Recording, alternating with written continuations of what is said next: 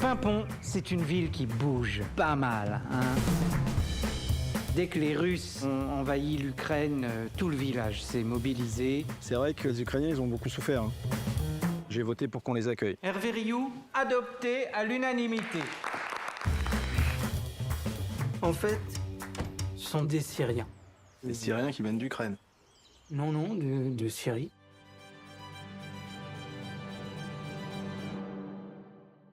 Alors aujourd'hui, nous sommes à Paimpont, en plein cœur de la forêt de Brocéliande, dans un petit village tout calme.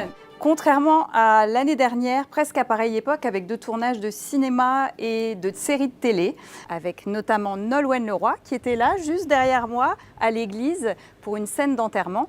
Ici, dans le petit village de 2000 habitants, tout le monde, d'une manière ou d'une autre, a participé au tournage, notamment la patronne du bar Le Brésilien, Valérie Hervé, qu'on va aller rencontrer.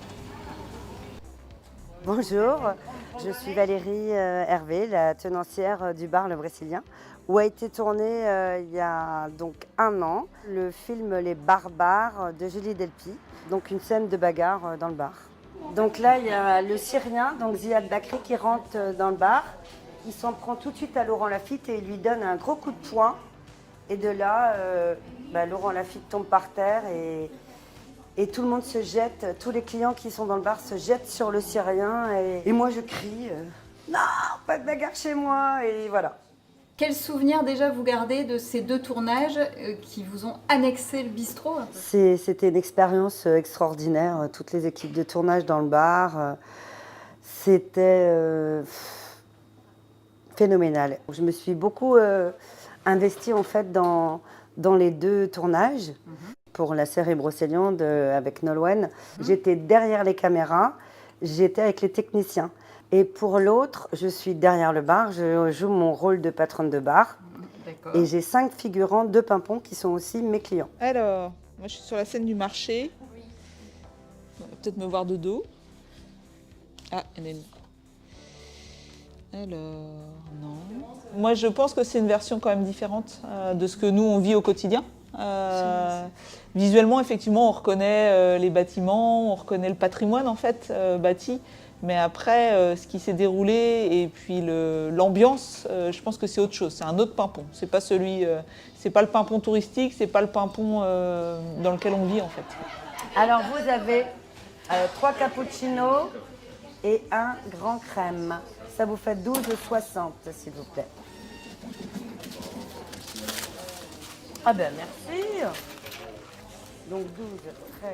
Donc là, la maison aux fenêtres bleues, c'est celle qui a servi dans la série de Brocéliande. Et la maison avec les fenêtres blanches, c'est celle qui a servi pour Les Barbares. L'histoire de cette aventure cinématographique a commencé au printemps de l'année dernière, où on a été sollicité, des habitants de Paimpont, pour nous expliquer qu'ils cherchaient des plans de tournage, tout. Alors, le tournage passe dans le bourg de Paimpont, à la mairie de Paimpont, à l'école de Paimpont, à l'épicerie, à la crêperie, à la boucherie, au café. Donc le lieu est très identifié. Je pense que pour les gens qui connaissent, ça va être une façon encore de venir encore un peu plus à Paimpont, je pense.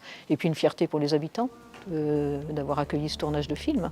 En fait, ils ont calfeutré la porte d'un bois pour faire comme une porte pleine.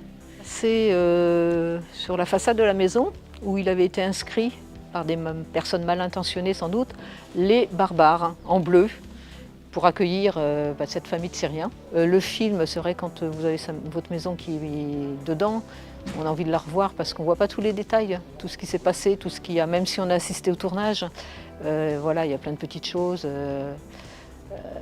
qu'on a envie de revoir en fait.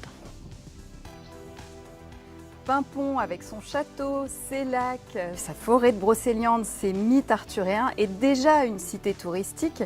On attend de voir maintenant, 1 an après les tournages, si les futurs visiteurs viendront plutôt pour le mythe de Merlin ou celui de Nolwenn Leroy.